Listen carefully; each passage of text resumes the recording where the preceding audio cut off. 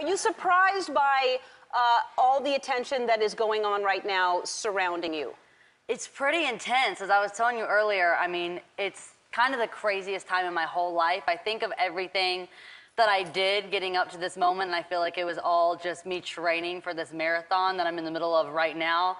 It's the most insane week of my life, and I don't know how I'm still standing and kind of awake. It's kind of been amazing. I've just been everywhere, but making, you know, my album #1 has made it all okay. Yeah, congratulations to that. I mean, #1 CD.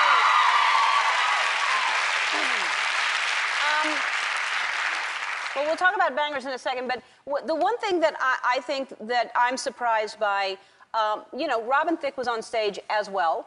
Right. And no one talks about that. Yeah, no one cares about the man behind the booty. Right. You only care about the one that's shaking it. But the problem is, I think what people thought was he was surprised by it.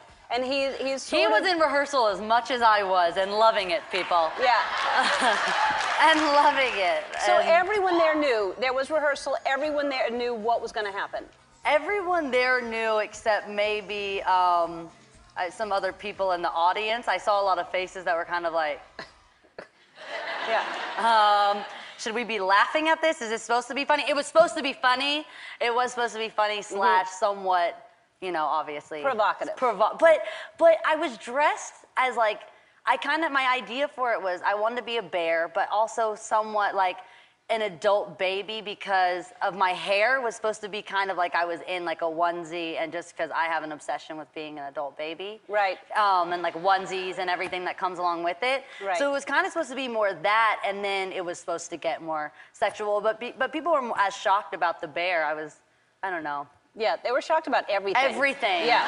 A lot about the tongue. I always try to sit there and think about, because I'm obviously, like, you've known me for a long time. I've just always been a very open person and just, like, kind of chill with whatever anyone wants to do. Whatever is someone expressing themselves, I'm cool with. So I've tried to wrap my head around, like, I guess, what a normal person thinks about the performance. And I can't really understand where the shock comes from. I know that sounds crazy, but I can't really understand it because I don't see anything more than what any other real artist did that night. I mean, Gaga was in a thong, but no one cares. Right, no one cared. No, and that's the thing. Elton John was on recently, and he basically said, he spoke up for you, and he said the artists are competing against each other for attention, and it is the goal to flatten the opposition, and she flattened the opposition. Nobody talked about anybody else except Miley. You have 2 records in the top 10. You have the #1 single. So he's saying, you did what you're supposed to do. It's not the Oscars. It's not the VMAs. It's, you know, it's a music show. Yeah, exactly. And that's what, I mean,